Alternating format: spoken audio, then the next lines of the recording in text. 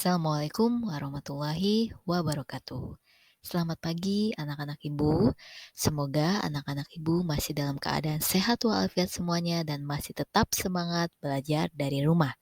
Kemarin kita sudah tatap muka di sekolah, belajar matematika dan bahasa Sunda. Nah, hari ini kalian belajar dari rumah, masih dibimbing oleh ibu juga di tema 4, subtema 1, pembelajaran 1 dan 2.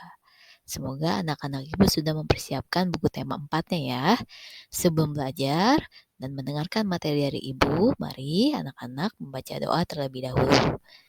Bismillahirrahmanirrahim. Di tema 4 ini, temanya tentang globalisasi di sekitarku.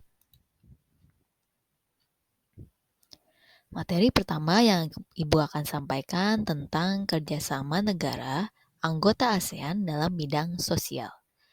Globalisasi adalah proses masuknya ke ruang lingkup dunia. Ingat anak-anak ya, globalisasi adalah proses masuknya ke ruang lingkup dunia. Penyebab adanya globalisasi antara lain perkembangan teknologi, alat komunikasi, dan alat transportasi. Hal ini memudahkan kerjasama antar negara. Nah, apa pengaruh adanya globalisasi itu? Yaitu adanya perkembangan teknologi, kemarin sudah dibahas di tema 3, alat komunikasi, dan alat transportasi. Ingat ya anak-anak.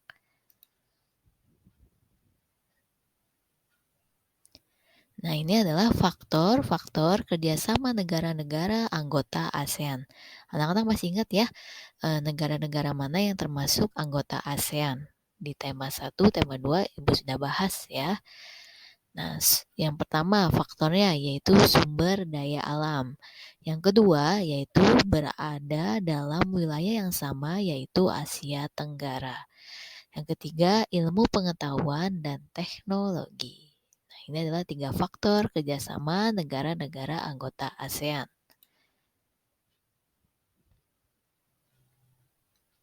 Nah, ini adalah salah satu contoh kerjasama negara-negara anggota ASEAN dalam bidang sosial. Yang pertama, penanggulangan bencana alam.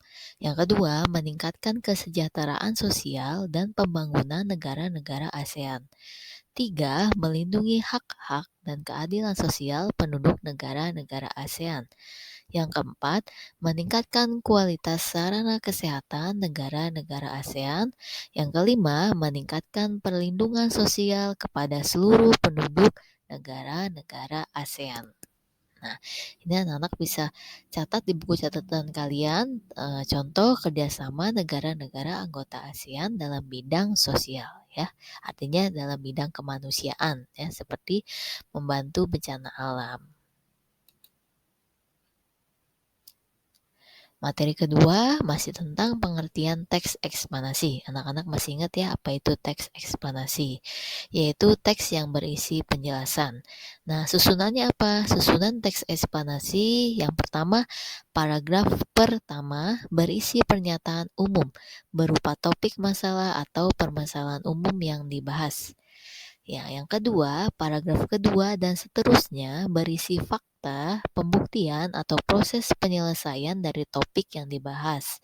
Dan paragraf terakhir berisi simpulan, pesan, atau kesan tentang topik yang dibahas. Ya, ingat-ingat anak-anak nih, susunan dari teks eksplanasi. Di paragraf pertama itu berisinya pernyataan umum ya, cerita-cerita terlebih dahulu, berupa topik masalah atau permasalahan umum. Yang kedua dan seterusnya berisi faktanya ya, fakta, pembuktian atau proses penyelesaian dari topik yang dibahas. Dan yang terakhir adalah berisi simpulan atau kesimpulan atau pesan atau kesan yang tentang topik yang dibahas. Materi ketiga tentang proses menghasilkan energi listrik. Nah, bagaimana sih energi listrik itu diproses atau dihasilkan? Globalisasi mempunyai pengaruh sangat besar bagi kemajuan teknologi terkait energi listrik. Sumber utama energi listrik adalah pembangkit listrik. Contoh pembangkit listrik adalah pembangkit listrik tenaga air atau disingkat PLTA. Ingat anak-anak ya, PLTA adalah pembangkit listrik tenaga air. Nah, PLTA ini memanfaatkan energi air yang mengalir. Aliran air dialirkan melalui pipa-pipa khusus untuk menggerakkan turbin. Gerakan turbin tersebut nantinya akan diubah menjadi energi listrik. Nah, ini harus dicatat baik-baik oleh anak-anak ya tentang proses menghasilkan energi listrik. Ini salah satunya dari pembangkit listrik tenaga air.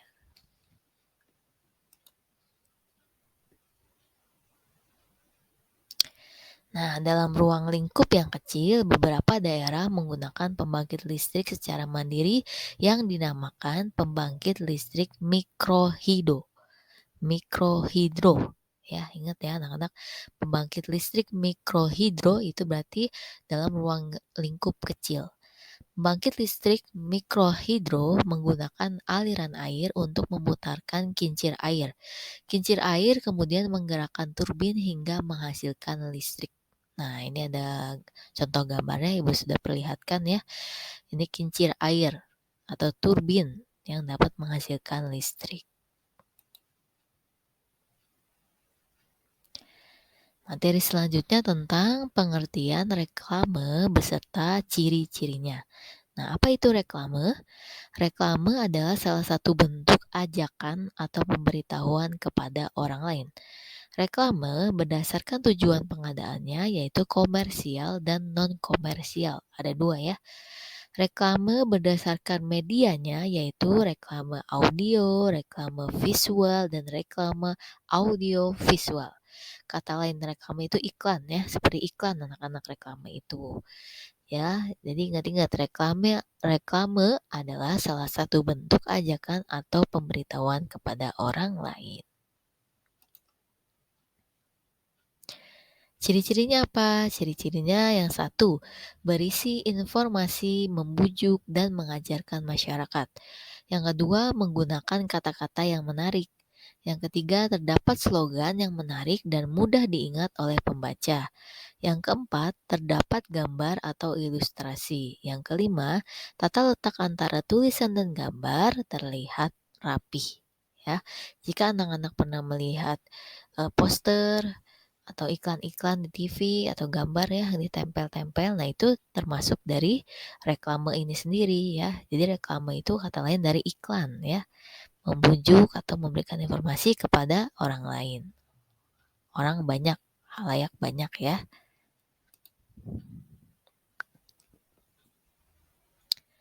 Nah, materi selanjutnya tentang sikap terhadap keberagaman kegiatan ekonomi. Nah, keberagaman ekonomi bagaimana kita menyikapinya? Setiap manusia memiliki kebutuhan yang berbeda. Perbedaan kebutuhan tersebut menyebabkan beragamnya kegiatan ekonomi di masyarakat. Bagaimana contohnya? Nah, ini adalah contoh sikap dalam keberagaman ekonomi di lingkungan. Yang pertama, pasti saling menghargai dan menghormati antar pelaku kegiatan ekonomi. Yang kedua, membayar barang yang dibeli sesuai dengan harganya. Yang ketiga, bermain dengan teman tanpa membedakan kegiatan ekonomi yang dilakukan oleh orang tuanya. Jadi anak-anak kalau di kelas tidak boleh membeda-bedakan teman berdasarkan pekerjaan ayahnya atau ibunya ya, semua sama. Semua harus berteman dengan baik, harus saling menghargai dan menghormati. Nah, itu saja materi yang Ibu sampaikan pada subtema 1, pembelajaran 1 dan 2 di tema 4 ini. Seperti biasa tugas, ya ada 3 nih, perhatikan baik-baik anak-anak. Yang pertama halaman 3 sampai halaman 4. Nah, di halaman 3 anak-anak membaca teksnya terlebih dahulu, lalu menjawab 3 pertanyaan di halaman 4. Lalu halaman 6 dan halaman 7. Nah, di halaman 6 anak-anak membaca teksnya, lalu melengkapi diagram. Di situ ada diagram di halaman 7. Dan yang terakhir halaman 18 dan halaman 19 sampai 20. Nah, di halaman 18 ada teks juga, anak-anak membacanya kembali. Lalu di halaman 19 sampai 20 menjawab 7 pertanyaan. Jangan lupa tugas yang sudah selesai, foto kirimkan ke WA Ibu. Terima kasih pada pembelajaran hari ini. Semoga anak-anak Ibu bisa mengerti dan memahami materi yang Ibu sampaikan di tema 4 ini. Wassalamualaikum warahmatullahi wabarakatuh.